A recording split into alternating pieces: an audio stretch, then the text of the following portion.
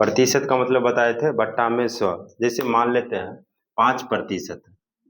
5%, प्रतिशत का मतलब क्या होता है, ये प्रतिशत हटता है तो बट्टा में क्या लगता है, 100 लगता है। तो ये जब प्रतिशत हटेगा तो ये 5 और बट्टा में क्या हो जाएगा, 100 हो जाएगा। हम कहने का मतलब प्रत्येक के बट्टा में 100 आ जाए। जब भी प्रतिशत मतलब परसेंटेज जब चैप्टर में पढ़ते हैं, प्रतिशत का मतलब क्या होता है, प्रत्येक के बट्टा में 6 होता है, तो 100 होता है। अब देखो ये प्रतिशत हटाने के लिए तो बट्टा 100 का हम यूज किए, ये दो डबल जीरो का यूज कहाँ से किए, प्रतिशत को हटाने के लिए किए।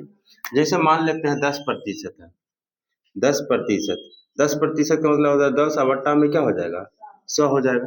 10% का मतलब क्या होता है, 10 बट्टा में 100, जब प्रतिशत हटाएंगे तो बट्टा 100 लगता है। अब देखो ये एक जीरो से एक जीरो कैंसिल हो गया, तो क्या हो गया, 1/10 हो गया, 1/10। तो कहेंगे फ्रैक्शन में 10% का वैल्यू क्या हो जाएगा, तो 1/10 हो जाएगा। फ्रैक्शन में पूछेंगे 10% का वैल्यू क्या हो जाएगा, तो 1/10 हो जाएगा। इतना बात समझ में आया। अब कहता है जैसे हम मान लेते हैं 1/10 को, 1/10 है ना, इसको भिन्न है ये फ्रैक्शन में, इसको हम परसेंटेज में बदलने के लिए क्या करेंगे, जब भी भिन्न से फ्रैक्शन में जाएंगे तो क्या होता है 1/10 हो जाएगा, और फ्रैक्शन में लाने के लिए हम 100 से मल्टीपल करते हैं, 100 से गुना करते हैं। तो यहाँ 100 से क्या करेंगे, गुना कर देंगे। तो देखो एक जीरो से एक जीरो कैंसिल हो गया, 10 को 1 से मल्टीपल करेंगे तो 10 से कम 10, ये प्रतिशत लग गया। कहने का मतलब जब हम प्रतिशत को हटाते हैं तो बट्टा 100 लगाते हैं, और प्रतिशत में लाते अगर भिन्न कोई भिन्न को हम प्रतिशत में लाते हैं तो 100 से क्या करते हैं, मल्टीपल करते हैं। समझ में आया। इसका मतलब जैसे देख लो 20% है, 20% है तो क्या हो जाएगा, 20 बट्टा में 100 हो जाएगा। अब देखो 20 बट्टा में 100, 20% का मतलब प्रतिशत हटेगा तो बट्टा 100 लगेगा। समझ में आ रहा। अब देखो एक जीरो से एक जीरो कैंसिल, 2 पंचे 10, तो ये हो जाएगा 1/5। कहने का मतलब 20% का वैल्यू क्या निकल गया फ्रैक्शन में, 1/5 निकल गया। अब 20% का वैल्यू 1/5 निकल के लगा, इसी भिन्न को 1/5 को अगर हम परसेंटेज में लाने के लिए क्या करेंगे, 100 से मल्टीपल बताया, 100 से मल्टीपल करेंगे, 100 से मल्टीपल करेंगे तो क्या हो जाएगा, 20 पंचे, तो देखो 20 एकम 20, ये प्रतिशत आ गया। ये मतलब फ्रैक्शन से भिन्न में बदले और भिन्न को प्रतिशत में बदले।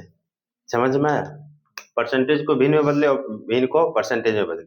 इतना बात समझ में आ रहा है। हाँ। अब जैसे कोई क्वेश्चन कहता है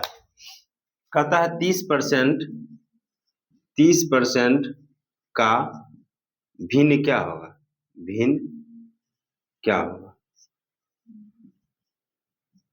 अब समझना है 30% का हमको भिन्न फ्रैक्शन भिन्न पूछ दिया। अब 30% है तो 30 लगेगा, बट्टा क्या होगा, प्रतिशत कटेगा तो बट्टा, तो तीन से जीरो कैंसिल हो गया, ये क्या बचे 3/10। ये इसका आंसर होगा। समझ में आया। ये भिन्न भिन्न के रूप में इसको आंसर होगा।